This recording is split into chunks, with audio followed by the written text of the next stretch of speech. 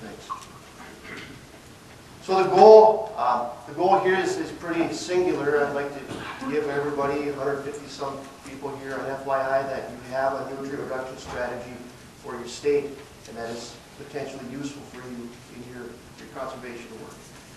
So to start with that, we need to zoom out to the basin level. The short story is we have too much phosphorus, too much nitrogen getting into the Gulf of Mexico. You've heard of hypoxia.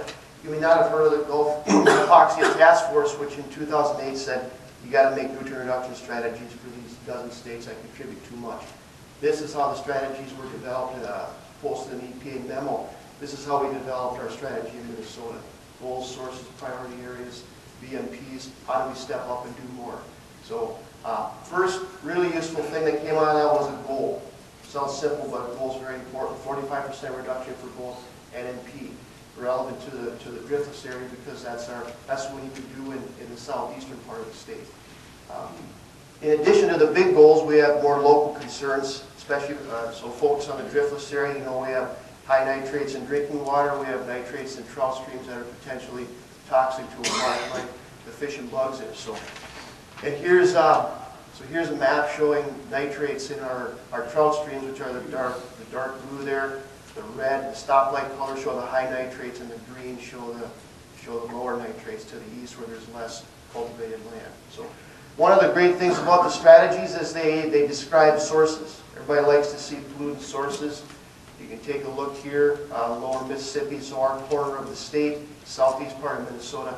That cropland groundwater piece is the main source of nitrogen to our surface water. So if you take nothing else away from the source item here, just remember that nitrogen loading to surface waters in Minnesota is a groundwater issue.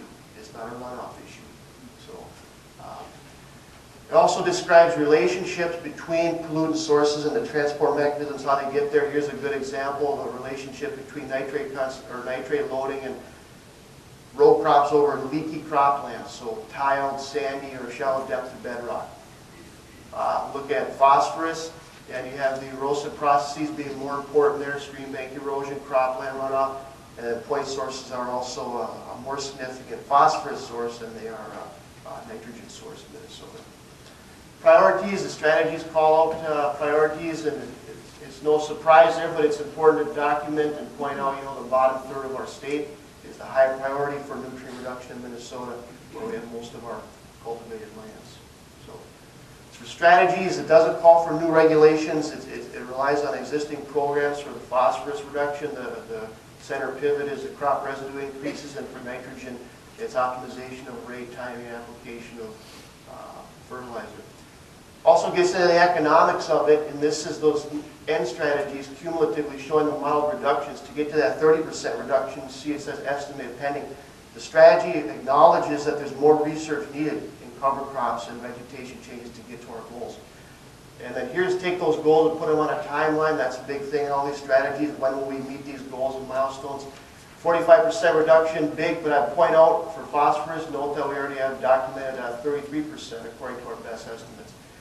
And then also, back to the research piece, we have research money that's well synced with our nutrient reduction strategy. I underline the new research pieces that are going on there. They're all focused on cover crops, trying to change how we perennial vegetation on the land. Here's an example from Rochester County. This was planting cover in between the corn rows at early emergence to try to reduce the amount of external nitrogen needed to fertilize the crop. Also useful in big regional projects. We use these in watershed planning, but here's a prep proposal that's being developed now, and it's pivoting on the nutrient reduction strategy. So everybody likes perennial lands, and that's the nutrient reduction strategy can support those efforts. So then just a word, just to let you know that these others are out there. Iowa's is out there on the web. It's a collaboration between their Department of Agriculture, DNR, and Iowa State. And should say too, emphasize that these are very big stakeholder efforts. It take a lot of time, public process. Note here that Illinois just came off of the public comment period, just closed on January 24th. So it's a very public, very big stakeholder process.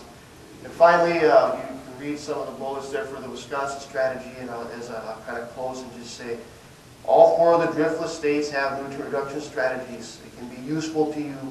You should go look at them and kind of study them and see how they might support your conservation